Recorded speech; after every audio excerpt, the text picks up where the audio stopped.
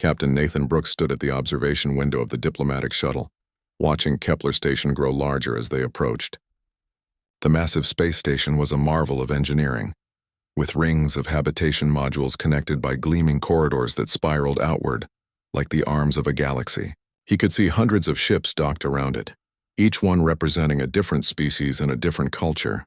This was the first time Earth was sending a delegation to the Galactic Council Summit, and Nathan felt the weight of that responsibility pressing down on his shoulders.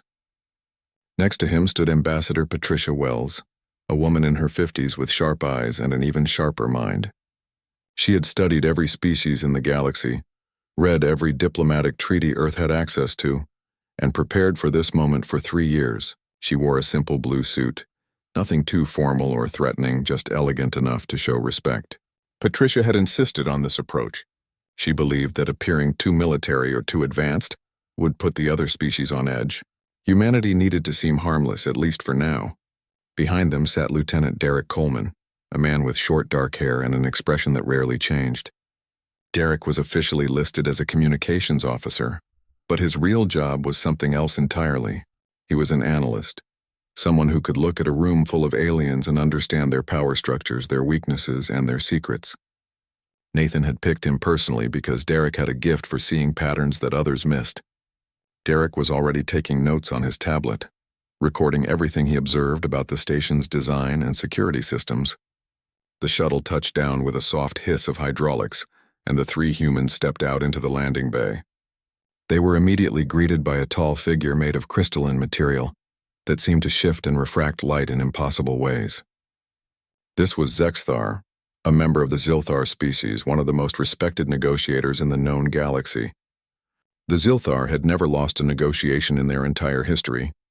They were cold, logical, and absolutely ruthless in their approach to getting what they wanted. Zexthar looked down at the humans with what might have been amusement. Their voice was like wind chimes, a series of musical tones that the translation device converted into words. "Welcome, humans. The Council is curious about your species. We have heard very little about you, and what we have heard is not particularly impressive. But please come. Let us see what you have brought to our gathering." Nathan smiled warmly and extended his hand. Among humans, this was a gesture of friendship and respect. The gesture meant nothing to the Zilthar, of course. They did not touch in the way humans did, but they understood the meaning behind it, and Zexithar's crystalline form bent forward slightly in what could have been a bow. As they walked through the corridors of Kepler Station, Nathan's eyes were taking in every detail. The station was immense, with different sections for different species. Some areas were kept at high temperatures, others at low ones. Some had high-pressure atmospheres, others had none at all. This was a place where radically different forms of life had learned to coexist in an uneasy peace, united by trade and the mutual desire to avoid destruction. They were introduced to species after species. There were the Vorgas, a race of insectoids with 4 arms and mandibles that clicked when they spoke. They were known for their military prowess and their aggressive territorial expansion. A Vorgas commander named Krell looked at the humans with barely concealed contempt. To his way of thinking, any species that had not conquered at least 3 neighboring star systems was essentially useless. The humans had not even left their own solar system until recently. Then there were the Stellari, beings of pure energy contained within fields of force, their forms constantly shifting and flowing. They were philosophers and scientists, interested primarily in knowledge rather than conquest. The Stellari representative Aliath seemed genuinely interested in humanity, asking questions about Earth's ecosystem and culture. Patricia answered each question with warmth and enthusiasm, never revealing the strategic calculations happening behind her eyes. Derek continued to observe and record. He noted which species seemed to hold the most power, based on how the others deferred to them. He noticed which alliances seemed solid and which were barely concealed rivalries. He watched the Zilthar, and he saw how the other species treated them with careful respect. The Zilthar were clearly the leaders of the council, the ones whose agreement was necessary for any major decision. That evening, there was a reception in one of the station's grand halls. Nathan moved through the crowd with practiced ease, making conversation with representatives from a dozen different species. He asked about their homes, their families, their hopes for the future. He laughed at their jokes, even the ones that did not translate well. He listened more than he spoke, letting others talk about themselves. Patricia did the same, her soft voice and interested questions drawing aliens in like moths to flame. An older human might have seemed foolish, spending so much time listening and so little time talking. But Nathan understood something fundamental about his species. Humans were hunters, and hunters knew how to observe their prey. They could read body language, detect hesitation, sense fear and confidence. These abilities had been refined over hundreds of thousands of years of evolution. Now, in this room full of aliens, Nathan was doing what humans had always done. He was studying. He was learning. He was preparing. Derek sat in a corner, appearing to be bored and disinterested, barely paying attention to the conversations around him. In reality, he was absorbing everything. He heard the Zilthar discussing their resource reserves. He learned that the Vorgas were overextended militarily, their expansion pushing them past sustainable limits. He discovered that the Stellari depended heavily on trade routes that passed through territory controlled by 3 other species. Each piece of information was like adding another puzzle piece to a larger picture. By the end of the evening, the Zilthar had made a decision about humanity. They were not impressive. They were not particularly advanced. They were, in fact, quite primitive by galactic standards. The Council had invited them simply out of courtesy, to see if there was anything interesting about this young species.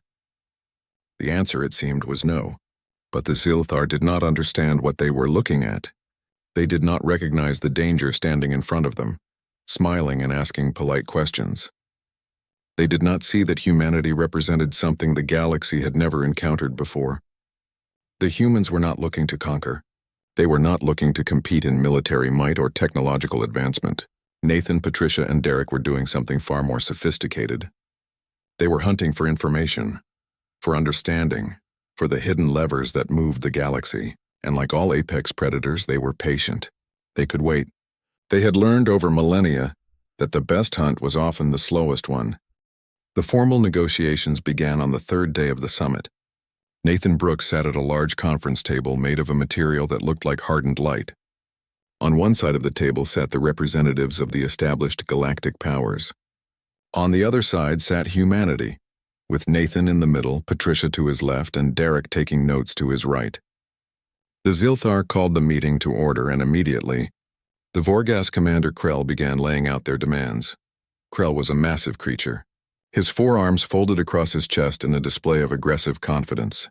His mandibles clicked as he spoke, and his voice carried the tone of someone who was used to getting exactly what he wanted. He explained that humanity would need to surrender all advanced military technology to the galactic authorities for safekeeping.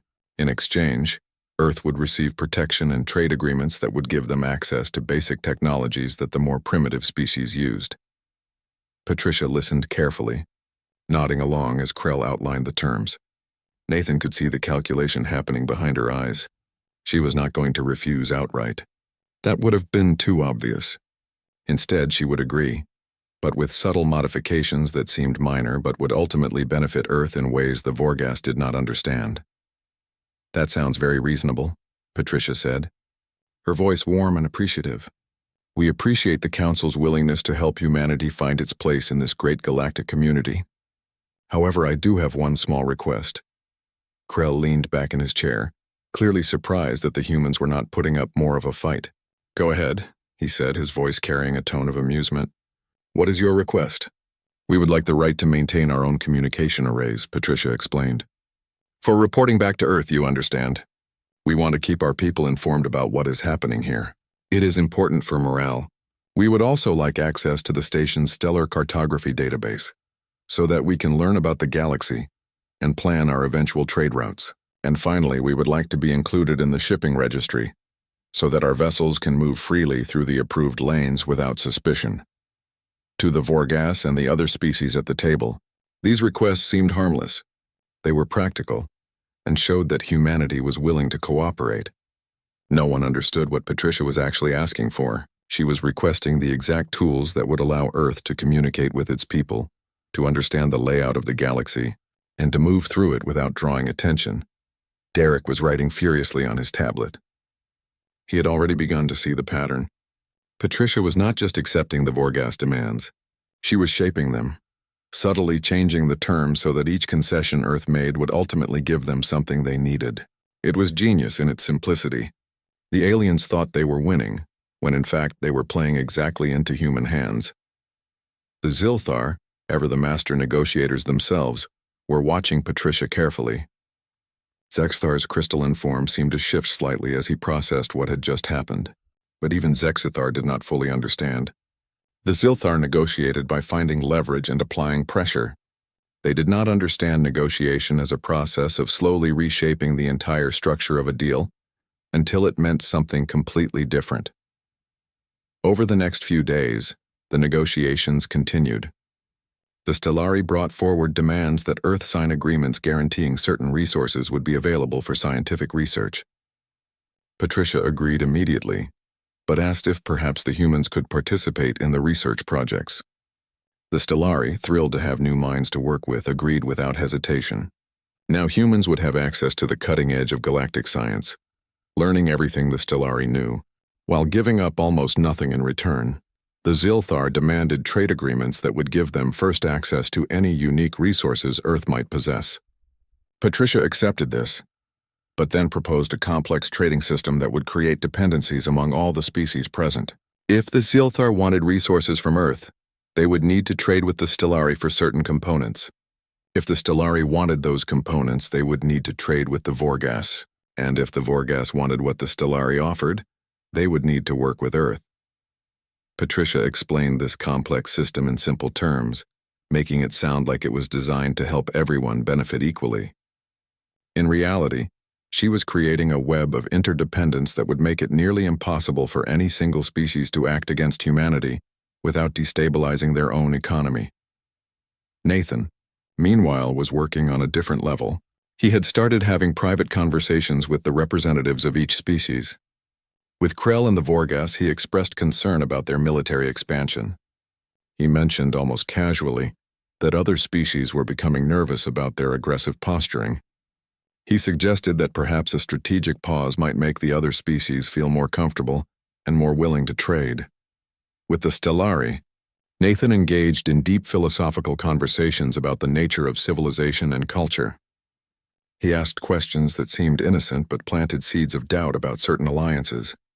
He suggested that perhaps some of the other species were not as enlightened as the Stellari, and that their interests might not always align with those of a peaceful, knowledge-seeking civilization. With the Zilthar, Nathan was even more subtle. He complimented their negotiating abilities while gently suggesting that he had noticed certain weaknesses in their current alliance structure. He did not say these things directly. Instead, he simply mentioned observations in passing, things that seemed obvious once pointed out but that the Zilthar had somehow missed.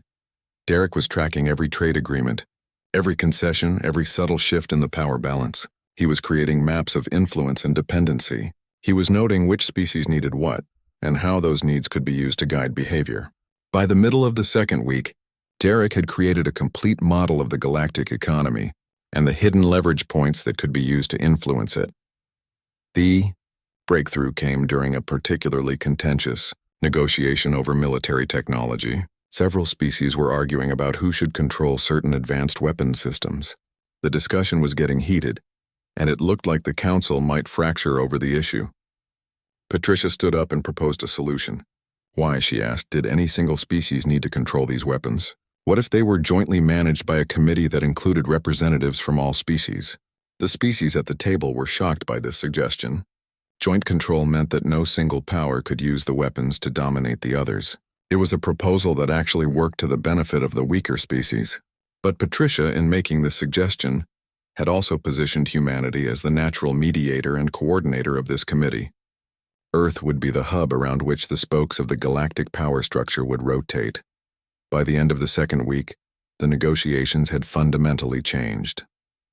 It was no longer a matter of the strong species dictating terms to the weak ones.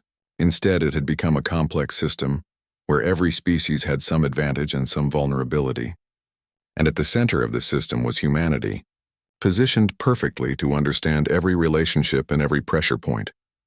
The Vorgas still thought they had won because they had gotten access to Earth's resources. The Zilthar still thought they had won because their trade agreements were favorable. The Stellari still thought they had won because they had gained access to new scientific knowledge, but none of them understood the larger game that was being played. They did not realize that Patricia and Derek had spent 2 weeks reshaping the galactic order without anyone noticing. The humans had not conquered through force or through obvious domination. They had conquered through something far more insidious and far more effective. They had conquered through making everyone think they were still in control. The private meeting was scheduled for late in the evening, after the official sessions had ended for the day. Zexthar, the Zilthar prime negotiator, had requested it specifically with Ambassador Patricia Wells. They sat alone in a small conference room, with only soft lighting illuminating their faces.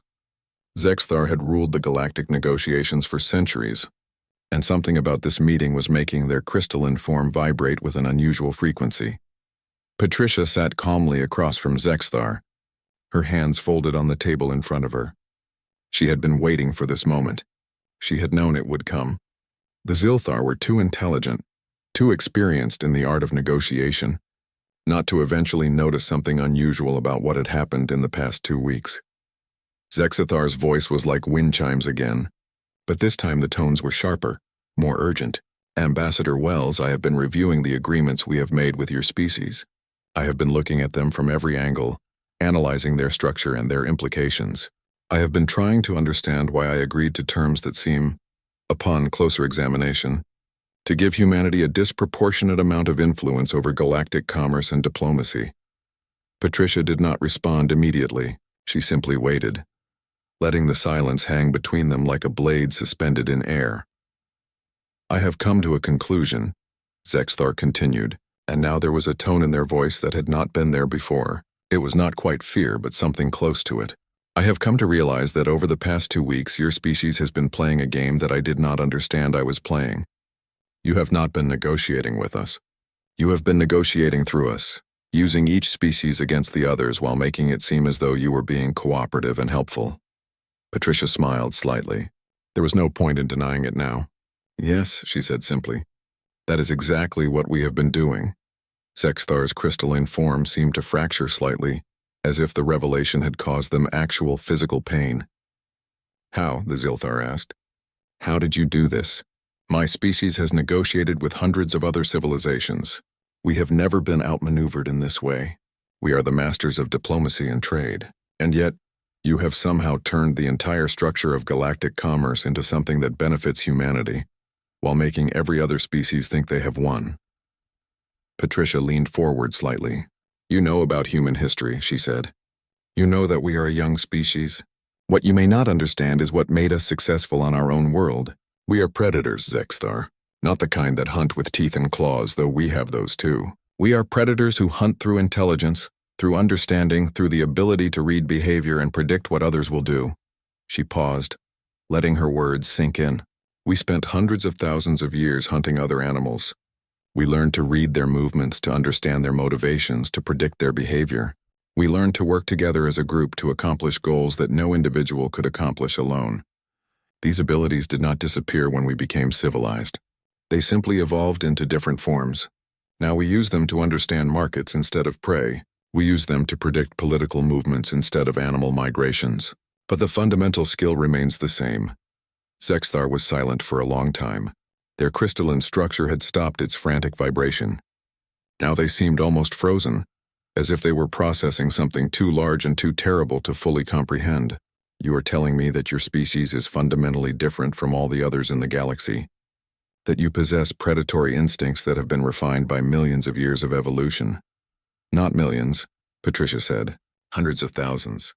But yes, that is exactly what I am telling you. And now you are beginning to understand something that none of the other species have figured out yet. We are not primitives that you have allowed into your council out of courtesy. We are something older and something far more dangerous than any of you have encountered before. Patricia stood up and walked to the window. Outside, Kepler Station orbited peacefully around a distant star, and the vast expanse of the galaxy stretched out before them like an ocean of possibilities. I am telling you this, Patricia continued, because it is important that at least one of you understands what is happening. The Zilthar have always been intelligent enough to recognize a superior opponent. I wanted you to know that you have just met one. Within hours, the revelation had spread through Kepler Station like a virus. Zexithar had called an emergency meeting of the council leadership and had explained what Patricia had revealed. The reactions were immediate and intense. The Vorgas commander Krell stood up and began reviewing the agreements his species had signed. He saw now what he had been blind to before. The trade agreements that seemed favorable to the Vorgas actually created long-term dependencies that would gradually increase humanity's leverage over his people. The military technology that the Vorgas had agreed to share would eventually give Earth access to weapon systems that could match anything the Vorgas could deploy. Krell's mandibles clicked frantically as he realized the implications. The Vorgas had always conquered their enemies through military superiority. But this human strategy was something different. It was a kind of conquest that did not require weapons or soldiers. It was a conquest through reshaping the very fabric of economic and political relationships. The Stellari, beings of pure energy and advanced intellect, were perhaps the quickest to understand. They began analyzing the trade agreements and the diplomatic exchanges in ways that no other species had thought to do. They saw how each concession from the humans had actually been a calculated move to gain advantage. They saw how Patricia had used the Vorgas's aggressive nature to create pressure on the other species. They saw how she had used the Stellari's own intellectual curiosity to draw them into deeper relationships with humanity. The revelation created panic, but it also created something else. It created a grudging respect. Species that had been rivals for centuries looked at each other across the table and realized they were now all in the same situation. They had all been outmaneuvered by a species that seemed incapable of being outmaneuvered. They had all been treated like prey animals by predators who had simply learned to wear clothes and speak politely. Nathan received word of Zexithar's meeting through Derek's network of contacts. He understood immediately what had happened. The game of deception was over. The moment of revelation had arrived. Some might have seen this as a disaster, but Nathan saw it differently. Now the real negotiation could begin. He called Patricia and Derek to his quarters on the diplomatic vessel that had brought them to Kepler Station. The three of them sat in a small room overlooking the galaxy, and they understood that everything had changed. The aliens now knew what humans truly were, but knowing and being able to do anything about it were two very different things. Derek had already prepared contingency plans. If the Council turned hostile, human ships could be at Kepler Station within hours. If diplomatic channels failed, humanity had other options. But Nathan did not think it would come to that. He believed that the aliens would do the logical thing. They would accept humanity's place at the table because they now understood that any attempt to remove humans from power would only result in the other species using that weakness to their own advantage. Patricia smiled as she looked out at the stars. "They are beginning to understand," she said quietly. "They are beginning to understand that they have invited something into their midst that they cannot remove without destroying themselves. They invited hunters into their home, and now they are realizing what that means." Nathan nodded. "Now we see what they do with that knowledge," he said. "Now we see whether they have the courage to accept a new order, or whether they will try to fight against it. But either way, the day the galaxy realized what humans truly are has arrived, and everything that comes next will be shaped by this moment." The emergency session of the Galactic Council was held behind locked doors. No humans were present. Only the representatives of the established galactic powers sat around the great table, and the atmosphere was thick with tension and barely contained fear. Zexthar had explained everything that Patricia had revealed, and now the species were trying to figure out what it meant for their future. The Vorgas commander Krell was pacing back and forth in front of his seat, his forearms gesticulating wildly as he spoke. His mandibles clicked with agitation, and his voice carried the edge of someone who had realized they had made a terrible mistake. "We have signed agreements that make us dependent on humanity for trade routes and technology access," he said angrily. "And we did this because we thought we were winning. We thought we were gaining advantages. But now I see that every single agreement we made actually strengthens their position while weakening ours." One of the Stellari representatives, a being of swirling blue energy named Therian, was reviewing holographic displays of the trade networks that Patricia had designed. They were shaking their form, which was a sign of distress in Stellari communication. "It is more complex than you realize, Commander Krell," Therian said. These agreements do not just give humanity advantage, they create a system where all of us have become dependent on all the others. If any one of us tries to act against humanity, we will destabilize the entire network and harm ourselves in the process. Zexthar, still crystalline and still vibrating with the frequency of deep concern, elaborated on this point. That is precisely what makes this so insidious, the Zilthar said. We cannot simply reject the agreements and return to the old order.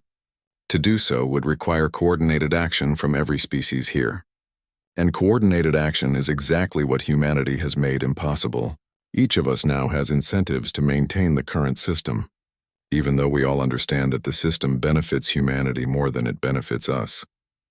A Vorgas officer named Skell, younger and more impulsive than Krell, stood up abruptly.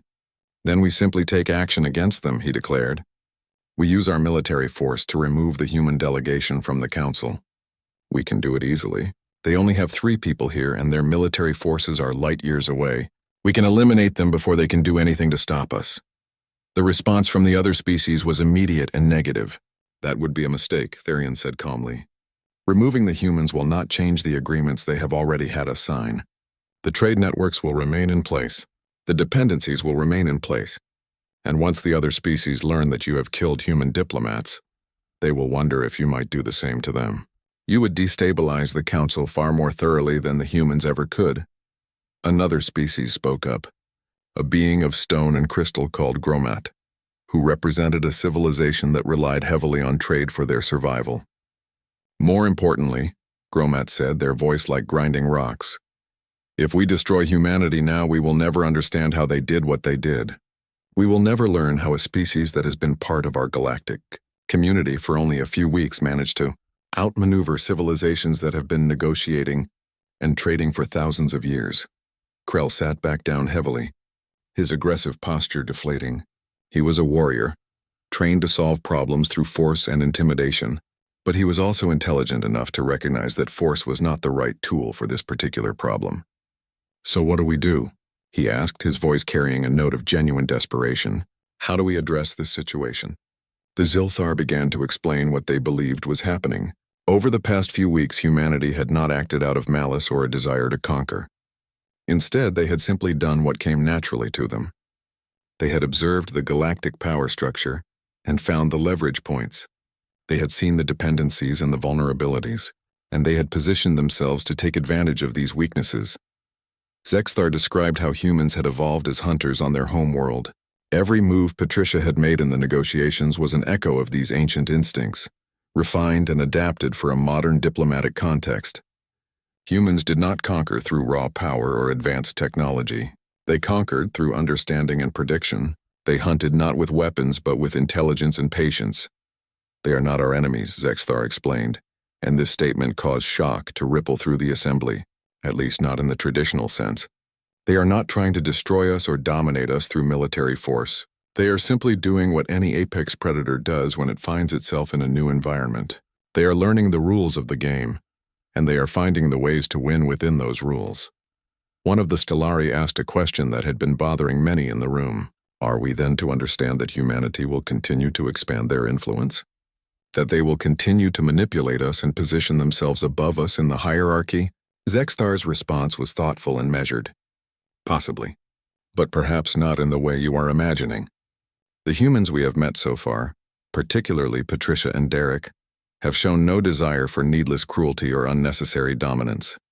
They have been remarkably efficient in their approach. They have taken only what they needed, and have structured their gains in ways that do not completely destroy the other species. In many ways, they are better negotiators than we are, because they understand something that we have forgotten.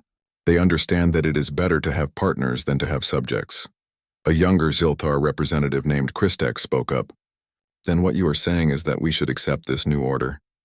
That we should simply bow to human dominance? No, Zexthar replied. What I am saying is that we should recognize what has happened and adapt to it.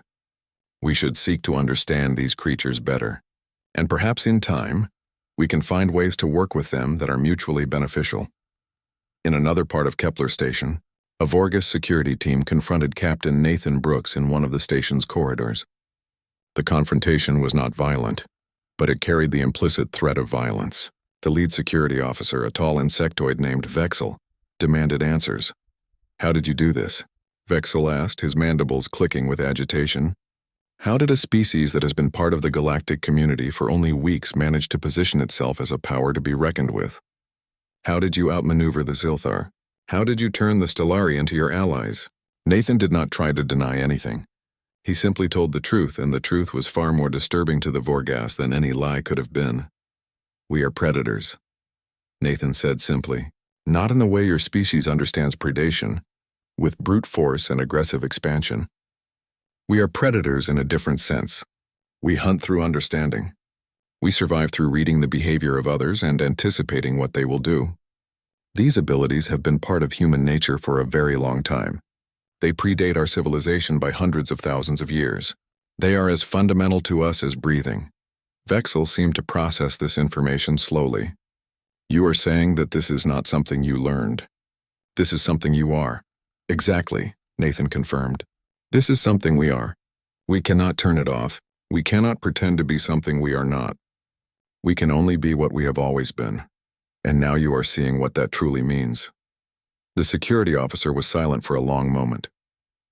Then he turned and walked away, leaving Nathan standing alone in the corridor. Nathan understood what was happening. The revelation was spreading. The other species were beginning to comprehend that they had not simply made bad diplomatic deals. They had invited something into their midst that they did not fully understand and could not easily control. Back in the council chamber, Zexathar was making a proposal to the assembled representatives. They would continue to work with humanity. They would maintain the agreements that Patricia had negotiated. But they would also seek to understand humans better, to learn from them and perhaps in time, to find common ground. In the end, Zexthar said, humanity has not done anything that we would not have done if we had possessed their abilities. They have simply done it better. And perhaps that is a lesson we need to learn. Perhaps the galaxy needs a species that can see the connections between things, that can predict the consequences of actions, that can build systems that benefit everyone, while also benefiting themselves most of all. Perhaps humanity's presence here is not a disaster. Perhaps it is an opportunity. The council did not agree with this assessment unanimously, but they also did not reject it. As the session ended and the representatives left the chamber, each one was thinking about what it meant to live in a galaxy where humans had a place at the table. And each one was beginning to understand that they were now part of a system that they did not fully control, shaped by forces they did not fully understand, and guided by a species that saw the world in ways that the established powers of the galaxy had never imagined possible. The formal announcement came 1 week after the emergency council session. All the species of the Galactic Council gathered in the Great Assembly Hall of Kepler Station, and for the first time, humanity was acknowledged not as an observer or a new member, but as an equal power in the galactic structure. Captain Nathan Brooks stood beside Ambassador Patricia Wells and Lieutenant Derek Coleman as Zexthar made the official statement. The Zilthar's crystalline form caught the light as they spoke, their voice like wind chimes carrying across the vast chamber.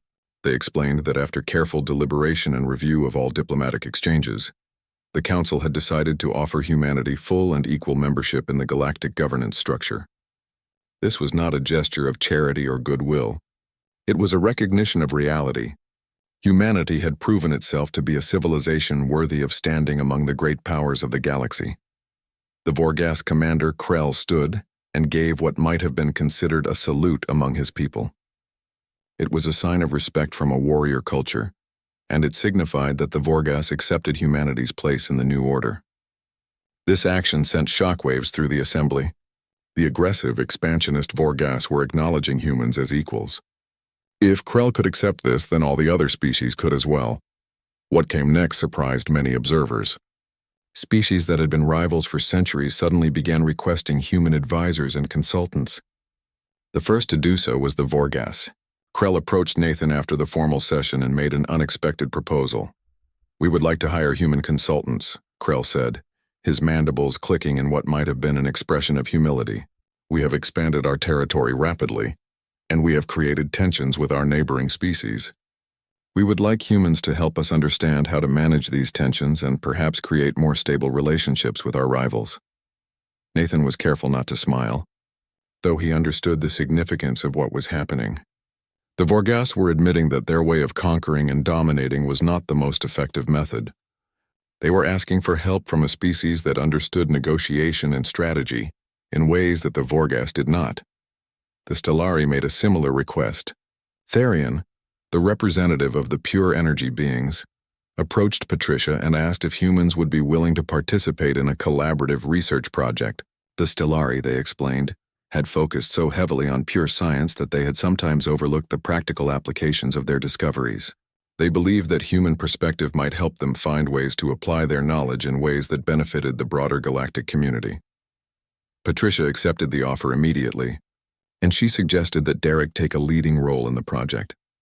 Derek, with his ability to see connections and patterns, was perfectly suited to help the Stellari understand how their scientific knowledge could be translated into practical benefits. Within 2 weeks, human advisors were stationed throughout the galactic governance structure. A female analyst named Amanda Jackson was assigned to work with the Zilthar, helping them understand the subtle ways that human psychology influenced negotiation and decision-making. A male strategist named Paul Harris was sent to work with the Stellari on their research applications. Others were distributed among the various species, each one bringing human perspective and human understanding to the problems that the galactic community faced. The changes that resulted from this integration were remarkable and swift. The Vorgas, with human guidance, began to understand that not all territorial disputes needed to be resolved through military force. A male consultant named Kevin Mitchell worked with Krell to develop a system of negotiation and arbitration that would allow territorial disagreements to be settled without bloodshed. Within a month, the Vorgas had signed the first peace treaty they had ever signed with a neighboring species. The Stellari, working with Derek and others, began to develop new applications for their advanced scientific knowledge. Instead of pure research, they started creating practical technologies that could improve life across the galaxy. Medical treatments that had seemed too theoretical to pursue suddenly became viable when human consultants pointed out the market demand for such technologies. Agricultural innovations that could help struggling species feed their populations became a reality when humans explained the logistics of distribution and implementation. The Zilthar, with Amanda Jackson's help, began to understand something about themselves that they had never quite grasped. They were excellent negotiators because they were logical and rational, but humans were excellent negotiators because they understood emotion, psychology, and the deeper needs that drove behavior. By combining Zilthar logic with human intuition, Amanda helped them become even more effective in their diplomatic efforts. But the most significant change was not in commerce or trade or military matters. The most significant change was in how the different species began to interact with each other. Where there had been suspicion and rivalry, there began to be cooperation. Where there had been competition for resources, there began to be collaborative efforts to find solutions that benefited everyone. Nathan returned to Earth after 3 months on Kepler Station. He was accompanied by Derek and Patricia, and they brought with them news of humanity's new status in the galactic community. The response on Earth was one of cautious celebration. Humanity had achieved something remarkable. Without firing a single shot, without a single act of violence or aggression, Earth had positioned itself as one of the great powers of the galaxy. But Nathan understood something that many others on Earth did not fully grasp. The victory was not about dominance or conquest. The victory was about recognition. The galaxy had recognized that humans possessed something that the other species valued and needed. Humans possessed the ability to see connections, to understand behavior, to predict consequences, and to build systems that worked for everyone. In the months that followed, human ships began to travel through galactic space more freely. Human technology began to advance more rapidly as humans gained access to the knowledge and resources of the galactic community. Human culture began to spread throughout the galaxy as species from other worlds became curious about the civilization that had so thoroughly outmaneuvered them through diplomacy rather than force. Some of the species eventually understood what had really happened. They realized that humans had not conquered through superior weapons or superior technology. Humans had conquered through understanding. They had hunted not for resources or territory but for knowledge and leverage. They had positioned themselves at the center of galactic commerce and diplomacy simply by recognizing where the power truly lay. The Zilthar, in particular, came to appreciate what humans had accomplished.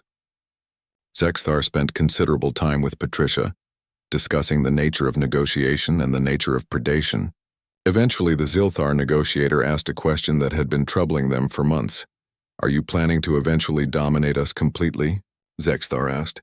"Is this the first phase of a longer-term conquest?" Patricia considered the question carefully before responding. "No," she said. "We do not want to dominate you. We want to work with you. We want to build a galactic community that functions well for all species. But we also want to make sure that humans have a voice in how that community develops, and that our interests are protected. So we have traded one form of dominance for another," Zexthar observed. "We are no longer dominated by military force, but we are now influenced by human understanding and human perspective." "Perhaps," Patricia said. "But is that so bad? Is it not better to be influenced by a species that seeks to build systems that benefit everyone, rather than by species that seek only their own advancement?" Zexthar had no answer to this question, and the conversation ended there.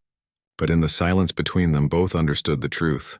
Humanity had not conquered the galaxy through force. Humanity had conquered through being more sophisticated predators than anyone else. Humans could hunt not with weapons, but with ideas. They could dominate not through military might, but through understanding. Years later, historians would look back at this period and mark it as the moment when the galactic order changed fundamentally. They would write about how humanity had risen from being a primitive species on a distant world to being one of the great powers of the galaxy, but they would miss the most important truth. Humanity had not risen. Humanity had simply revealed what it had always been. They were apex predators, and they had finally found prey worthy of their skills. On Earth, Nathan Brooks stood at the same observation window where his journey had begun, and he looked up at the stars. Somewhere out there, Patricia was negotiating new trade agreements. Somewhere out there, Derek was analyzing new systems and finding new leverage points. Somewhere out there, humans were doing what they had always done. They were hunting, learning, adapting, and surviving. The galaxy had given them a stage, and now they would show the entire cosmos what it meant to be human. They would show what it meant to be an apex predator disguised as a diplomat. 5 years had passed since the summit at Kepler Station, and the galaxy had transformed in ways that no one had anticipated. Human ambassadors now served on every major council and committee. Human advisors worked in every major trading hub and diplomatic center. Human ships traveled through routes that had once been restricted to the established powers. On the surface, everything appeared to be functioning well. Trade had increased, conflicts had decreased, and prosperity had spread throughout the galactic community. But beneath this veneer of success, something was beginning to trouble the other species. They were starting to recognize patterns in human behavior that went far beyond what they had initially understood. It was not malicious. It was not aggressive. But it was undeniably purposeful and undeniably designed to serve human interests above all others. A Vorgas officer named Skelm, younger and more perceptive than the aging Commander Krell, brought his concerns to his superiors. Skelm had been studying the trade agreements that humans had negotiated with the Vorgas over the past 5 years. What he found was disturbing. The agreements had been structured in such a way that human access to Vorgas technology had increased dramatically, while Vorgas access to human technology had remained relatively stagnant. "Look at this pattern," Skelm explained to the War Council of the Vorgas. He displayed holographic charts showing the flow of technology and resources between human space and Vorgas space. "At first, we did not notice because the benefits to us were also increasing. Our military strength has grown. Our trade revenue has increased. Our conflicts with neighboring species have decreased. But if we project forward 10 years, 20 years, we will see that we have become increasingly dependent on human systems and human support." One of the Vorgas generals looked at the data carefully. "Are you saying that the humans are deliberately creating dependency?" she asked. "I am saying that they are doing what any intelligent species would do," Skelm replied. "They are positioning themselves to benefit from the current system, while gradually increasing their influence and control over time. It is not evil. It is not even particularly aggressive by galactic standards. It is simply efficient. But it means that 5 years from now, the Vorgas will have less true independence than we have today, even though we will appear to be more powerful and more prosperous. Similar concerns were being raised among the other species. The Stellari, who had benefited greatly from human collaboration on research projects, were beginning to notice that most of the breakthrough discoveries were coming from human consultants working within Stellari laboratories. Human minds were advancing Stellari science in directions that were beneficial to humanity. The Zilthar were noticing something even more subtle. In negotiations between other species, humans were increasingly being called in as mediators. What had started as humans offering their services as arbitrators had evolved into a situation where humans were becoming the default choice for resolving disputes.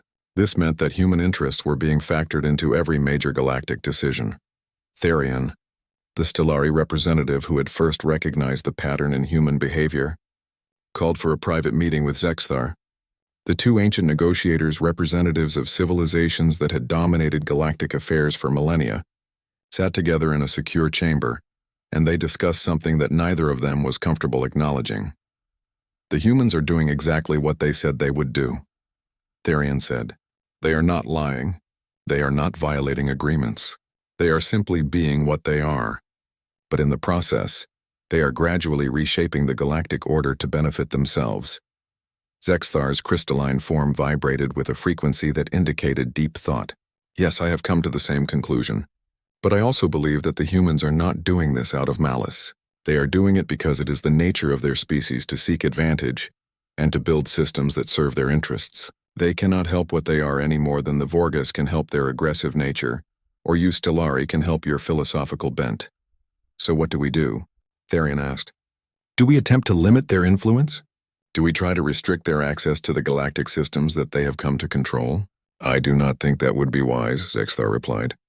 To do so would risk destabilizing the current order, and the current order, despite its gradual shift toward human advantage, is far more stable and peaceful than the order that preceded it. Besides, humans have become too integrated into our systems. To remove them now would cause more damage than allowing them to continue their gradual influence. Then we simply accept this? Therion asked.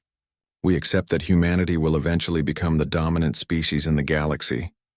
Perhaps, Zexthar said. But perhaps there is another way to think about this situation. The humans are not trying to destroy us or conquer us violently. They are building systems that benefit everyone, even as those systems also benefit humanity most of all. They are creating prosperity and stability.